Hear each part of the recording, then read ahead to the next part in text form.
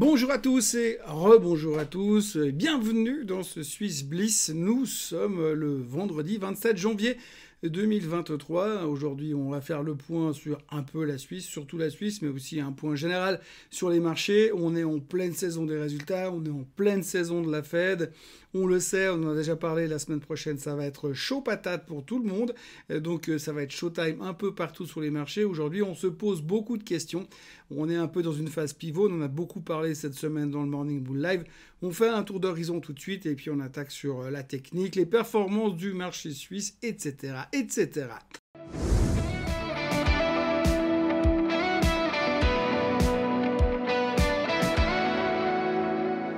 Donc oui, globalement, ce qu'il faut retenir de cette semaine, c'est que ça continue à se passer bien. On le verra tout à l'heure sur les performances des assets de la semaine. Tout va plutôt pas mal. Il n'y a pas beaucoup de rouge. On est plutôt positif. On voit aussi qu'il y a un net transfert de valeur ou d'intérêt, on va pas commencer à appeler ça rotation de secteur, mais on voit un petit peu que les gens sont en train de basculer et de passer sur autre chose, c'est-à-dire de sortir un peu de la value et venir un peu plus se poser sur la techno. On l'a vu et on le verra aussi sur les performances du Nasdaq que ça s'est bien passé et que les gens sont en train de se dire que peut-être il y a un coup à jouer. Malgré le fait que cette semaine on a eu des déceptions du côté de Microsoft qui se sont un peu étalées sur le reste des GAFAM puisque ça a fait du mal à Apple, ça a fait du mal à Amazon parce qu'on a des doutes sur les résultats de soucis qui vont sortir la semaine prochaine. Mais l'un dans l'autre, finalement, eh bien, on voit qu'on a toujours cet engouement, cette volonté d'aller plus haut. On voit que les chiffres économiques qui ne sont pas bons sont interprétés comme des signaux positifs, comme quoi la Fed a fait ce qu'il fallait, que le ralentissement est en train de se faire et qu'on va dans la bonne direction. Alors ça, c'est le premier soulagement. On est plutôt confiant, mais c'est vraiment un état d'esprit. Il y a plus une question d'interprétation. Quand on regarde un petit peu le dessous des chiffres, eh bien, on voit quand même que l'économie est en train de ralentir. Donc ça, c'est bien par rapport à la Fed, mais on a quand même ce risque de récession. Alors aujourd'hui, bien malin celui qui pourra nous dire où est-ce qu'on va aller vraiment. Est-ce qu'on va avoir dans une petite réception toute gentille, toute mignonne, ou alors est-ce qu'on va avoir un truc monstrueux qui va nous faire très très mal et qui va durer des mois et qui va être très difficile à combattre. Alors la bonne nouvelle, c'est qu'aujourd'hui les taux sont tellement hauts, c'est que si on tombe dans une récession même profonde, la Fed n'aura qu'à, entre guillemets, baisser les taux pour essayer de redynamiser cette économie. Mais à côté de ça, on a aussi beaucoup de licenciements et les boîtes qui vont réussir à fonctionner avec tous ces employés en moins auront quand même de la peine à réengager immédiatement. Ces gens auront de la peine à reconsommer. Donc bref, aujourd'hui, on peut faire tous les scénarios possibles et imaginables. On peut se projeter très loin dans le futur sans vraiment se rendre compte où on va et ni savoir ce qu'on va faire. Pour l'instant, je le dis et je le répète régulièrement dans mes émissions journalières, dans le Morning Bull Live, que finalement, on a une vision extrêmement court-termiste, qu'on voit vraiment là tout de suite devant, et que pour l'instant, on est en train de se jouer la possibilité de se faire enfin un renversement de tendance. Alors c'est vrai qu'on a vu la cassure du S&P 500, la cassure du Nasdaq cette semaine. On voit que les gens sont bourrés d'engouement, sont hyper optimistes. Et c'est vrai aussi que les inflows, on a parlé cette semaine, le nombre d'argent qui a été investi dans les marchés est énorme en ce mois de janvier 2023. La question c'est est-ce que ça va continuer ou est-ce que c'est juste un événement exceptionnel?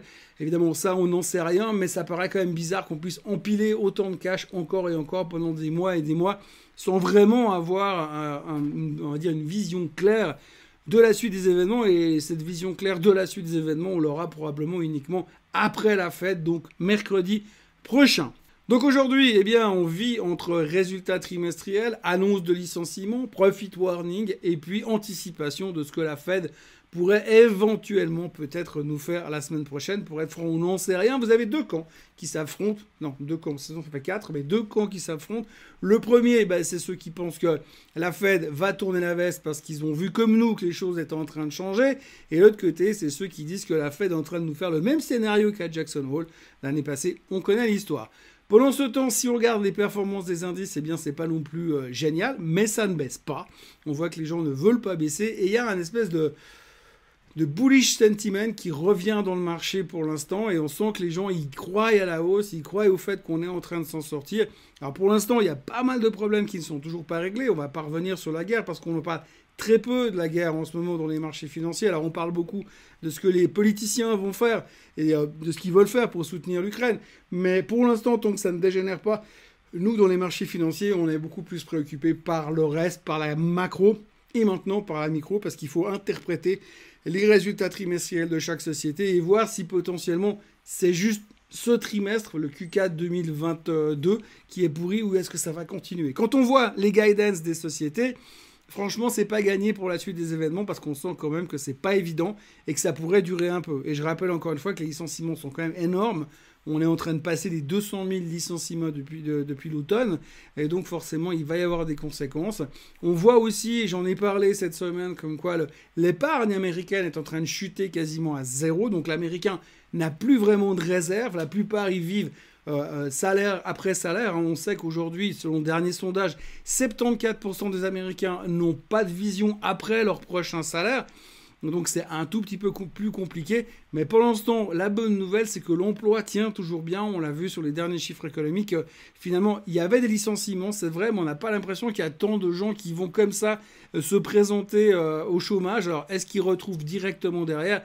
Ça, c'est une autre histoire, mais c'est une autre histoire, une autre question aussi qu'on aura une réponse, une réponse à notre question qu'on aura probablement la semaine prochaine, à la fin de la semaine, vendredi, puisqu'il y aura aussi les non-farm payroll. Donc on va se taper quand même une grande période très compliquée, là, entre la grosse semaine de earnings qui va nous tomber dessus, et les non-farm payroll en fin de semaine, et la semaine d'après encore, il y aura le CPI. Donc là, on aura aussi des réponses au niveau de l'inflation. Et là aussi, au niveau de l'inflation, il y a deux écoles. Il y a ceux qui disent qu'on est sur une tendance descendante paisible et on va forcément retourner en direction des 3% pour la fin de l'année. Et il y a ceux qui nous disent que, eh bien, avec la réouverture de la Chine, ça va pas être aussi simple parce que vu qu'ils vont consommer massivement, ça a déjà été pricé dans le secteur du luxe. Est-ce qu'ils vont réellement nous freiner l'inflation? Et imaginez une seconde que l'inflation remonterait au mois de janvier, au mois de février. Pas sûr que ce soit bien pris, ni par la Fed, et ni par nous dans le monde merveilleux de la finance. Alors, si l'on parle des performances hebdomadaires de la semaine, eh bien, vous le voyez, finalement, je vous parlais tout à l'heure de changement de secteur. Les gens sont plutôt négatifs sur le Dow Jones, enfin négatifs. Le Dow Jones termine en baisse de 0,45%, donc on voit que l'engouement n'est pas là. Shanghai qui fait 0%, ça veut rien dire parce que c'était les vacances pour cause de Nouvel An chinois. Et puis le reste, vous voyez, les performances sont pas non plus à se rouler par terre. Hein. Mis à part sur le Philadelphia Semiconductor Index qui lui continue à cartonner parce que tout le monde pense que le pire a été pricé au niveau des semi-conducteurs. Puis autrement, le reste, eh bien, c'est plutôt mou mais bien. Puisqu'on voit que la France, malgré sa performance transcendantale cette année, depuis le début de l'année, puisqu'on est quand même à 9,67% depuis le début de l'année sur le CAC 40, eh bien la France fait encore 1,48% à l'heure où je vous parle sur la semaine. Donc ça continue plutôt pas mal. Et puis on voit que l'Italie, c'est pareil. Le S&P 500 est en hausse de 2,2%. Et puis le Nasdaq, dont le sillage du SOX est en hausse de 3,34%. On notera aussi la bonne performance du Japon. Alors le Japon, souvenez-vous, la semaine dernière, eh bien, la Banque centrale japonaise n'avait pas augmenté les taux pour lutter contre l'inflation comme il l'avait laissé entendre, ce qui fait que depuis, il y a un intérêt un petit peu plus frappant qui est revenu un petit peu sur le Japon. Alors pas sûr que ça dure. Je reste extrêmement convaincu cependant que le graphique du Japon sur du très long terme est en train de nous préparer une explosion dans les, on va dire, années à venir. Donc on surveille mais sans grand stress parce que c'est vraiment une vision très très long terme. Si l'on prend les meilleurs performeurs du marché suisse, eh bien nous avons Adex qui prend 35%, alors Adex Thérapeutique. Alors rassurez-vous, la boîte a sécurisé plus ou moins du financement, mais vu le rebond que ça représente sur une boîte biotech comme ça, on va pas non plus se rouler par terre, ça veut pas dire grand-chose. Crealogics qui a renoué avec les chiffres noirs cette semaine a été salué. Et Swatch également, Swatch, je vais pas vous spoiler, on va en reparler tout à l'heure. Même chose chez Lonza. Et puis on signalera Logitech, dont on va aussi reparler en détail un petit peu plus loin dans cette vidéo. Logitech qui a repris 7,8% après sa publication de chiffres qui n'étaient pas bons, mais comme ils avaient fait un profit warning bien avant, eh bien ça a été relativement bien pris. Dans les pires performeurs de la semaine, eh bien nous avons Youngtimer. Alors je vous rassure là aussi, aucun intérêt dans les gros mouvements à la baisse cette semaine, donc c'est pas très très important. On signalera simplement Landis+Gyr qui finit en baisse de 7,7% sur la semaine. Landis+Gyr a annoncé que 2022-2023 ça allait être très compliqué et 2024-2025 ça allait être très compliqué aussi. Ce qui fait que, sachant que nous, on a une vision à 12 minutes, autant vous dire que quand on nous parle de vision à 3 ans, eh bien c'est pas super motivant, surtout quand la vision elle est toute pourrie. Puis on termine cette revue des performances avec les grosses Bertha de la cote. Alors vous voyez Novartis en baisse de 2,4%, Roche en baisse de 1,7%, et puis de l'autre côté Lonza en hausse de 9,13%, suivi de Logitech et Geberit et Richemont. Donc grosso modo, ce qu'il faut retenir aujourd'hui, c'est que les pharma, c'est pas la folie furieuse. Les pharma qui publieront d'ailleurs la semaine prochaine, ça nous fait une transition tout de suite offerte en passant directement sur les earnings de la semaine prochaine. Vous voyez que Novartis publiera mercredi, que Roche publiera le 2 février et que durant la semaine qui vient de s'écouler, eh bien, on a eu beaucoup de downgrade sur ces sociétés-là. Donc, pas mal d'ajustements de price target. Et comme vous le voyez, eh bien, UBS publiera autrement mardi. L'indice Gear qui ont déjà fait un profit warning publieront également mardi. Et puis après, donc ABB également sera là jeudi. Et puis on terminera la semaine avec la Banque cantonale de Lucerne. Mais il n'y a pas de quoi se rouler par terre non plus quand il y a ce genre de publication-là, bien évidemment. Et puisqu'on aborde le sujet de la semaine prochaine, on peut aborder le sujet des chiffres économiques en Suisse. On aura le COF qui sortira lundi, les Retail Sales qui sortira mardi, le PMI mercredi, et puis jeudi, ce sera le SECO, le climat de consommation en Suisse. Et d'ailleurs, ça nous permet de rebondir sur la semaine dernière où les exportations suisses ont été annoncées en hausse de 7,2% pour 2022. Un nouveau pic historique pour la Suisse avec 278,6 milliards de francs d'exportation. Et puis, les importations se sont accrues de 16,8%. Et voilà, grosso modo, c'était pas trop mal. Les exportations horlogères, par contre, ont un peu ralenti en décembre 2022, mais ils ont quand même atteint la barrière de 2 milliards de francs suisses. Et puis, dans son ensemble, eh bien, c'était un nouveau record au niveau des ventes. 24,8 milliards de ventes pour le secteur horloger. Et sachant qu'aujourd'hui, eh bien, la Chine est en train de se libérer de nouveau, autant vous dire que c'est un des trucs qui va nous faire cartonner ces prochains temps. Ce qui nous mène à notre point technique sur le SMI. Alors, on pourrait dire que pour l'instant, le SMI est au milieu de nulle part. Ça fait quelques jours, voire 2 semaines et demie, 3 semaines maintenant, que l'on est en train de se traîner dans une espèce de range qui passe par 11 318 jusqu'à 11 400. Je crois que cette semaine, on est passé une fois en dessous des 11 400. À chaque fois, on s'excite. Et finalement, il ne se passe pas grand-chose. D'un point de vue purement technique, on a l'impression qu'on a besoin de souffler. Si je devais faire une prévision, ce qui ne veut absolument rien dire, on pourrait revenir gentiment en direction des 11 250 pour aller chercher le bas de ce range dans lequel nous sommes. Vous voyez ici ce range qui se détermine par ces deux lignes rouges parallèles. Et une fois qu'on sera là, on pourra espérer repartir. Donc là, le point positif, c'est notre Golden Cross, quand même, ici, qui a été affiché il y a quelques jours. Donc ça, c'est une bonne nouvelle. Pour l'instant, le marché a l'air de vouloir souffler. Sachant les publications qu'on a la semaine prochaine, pour un peu qu'il y ait quelques déceptions, eh bien, on pourrait revenir chercher, donc je vous le dis, les 11 250, 11 200. Et puis après, entamer la hausse derrière, puisque pour l'instant, tout va très bien.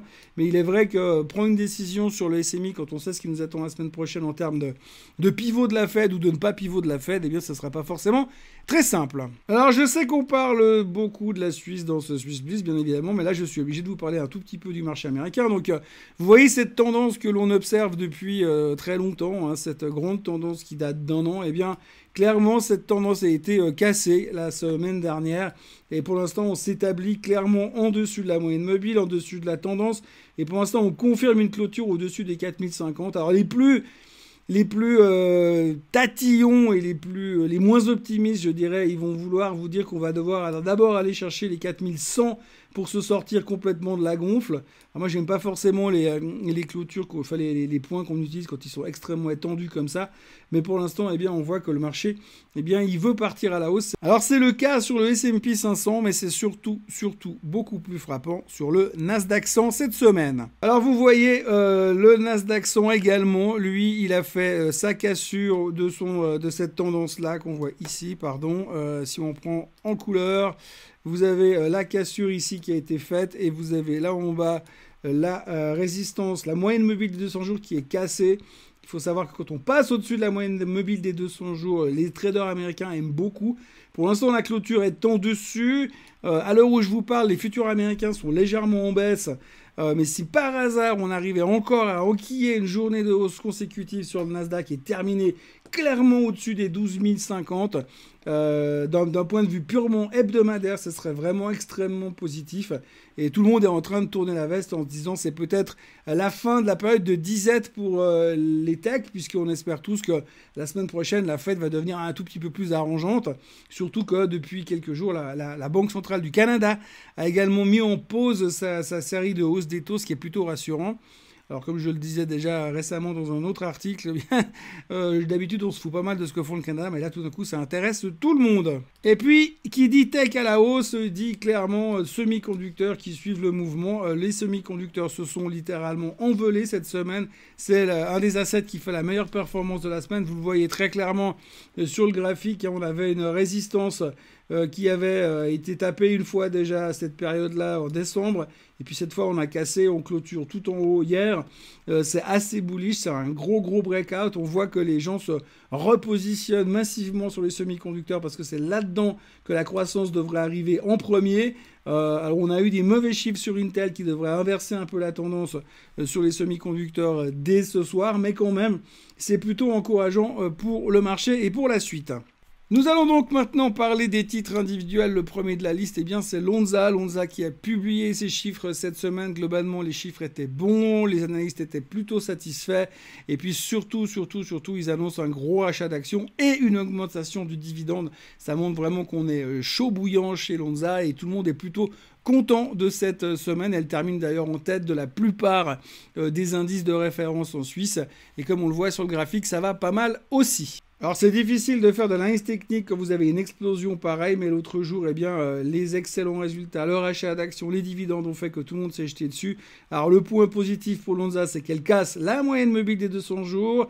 Et puis là, pour l'instant, on n'y est pas encore, mais on voit, vous le voyez ici, on peut deviner le fait qu'on pourrait bien aller se faire une Golden Cross dans ce sens-là, ce qui devrait changer la tendance. Alors après une longue période de disette, ça ressemble beaucoup au Nasdaq et au S&P 500, et bien après cette longue période de disette, on peut espérer quand même voir le Lonza repartir à la hausse ces prochains temps. C'est plutôt encourageant de ce côté-là. Et puis si effectivement la tech repart, on parle aussi du côté des vaccins aux États-Unis que ça repartirait puisqu'on parle de boosters annualisés aux États-Unis. Donc grosso modo, ça devrait relativement bien se passer pour la suite de Lonza, surtout après ce qu'ils viennent de nous annoncer. Geberit qui continue aussi son ascension. Geberit qui fait partie de notre portefeuille Swiss Bliss de l'année. Geberit qui est en train de repartir vraiment très bien. Elle a été upgradée par Goldman Sachs après les chiffres qu'elle a publiés la semaine dernière. Donc bon chiffre plus upgrade de Goldman Sachs, même si ils n'ont pas été très stars ces derniers temps chez Goldman. Grosso modo, ce qu'il faut retenir, c'est qu'il y a un engouement qui revient sur Geberit. C'est même plutôt positif. Et quand on regarde le graphique, c'est encore plus motivant pour la suite. Donc vous voyez que on est en train de construire également notre Golden Cross sur Geberit. Et puis là, on a une accélération haussière. On avait une résistance ici psychologique autour des 510, 513. On clôture à 522. À l'heure où je vous parle, on est à 522,20 sur Geberit. Donc c'est vraiment très encourageant d'un point de vue technique. D'un point de vue fondamental, après les résultats et après les upgrades, eh bien, on voit qu'on revient un peu en odeur de sainteté. Il suffirait, après c'est le truc un peu bateau, mais il suffirait qu'on parle de retour du marché immobilier ou de reconstruction post-guerre en Ukraine, et puis on pourra aussi se retrouver motivé sur Geberit. Alors, l'ascension est assez verticale, il faudra s'attendre à quelques prises de profit à un moment ou à un autre, parce qu'on vient quand même, je le rappelle, de 406 francs au mois de novembre, et qu'aujourd'hui on est déjà à 522, donc ça fait une sacrée performance.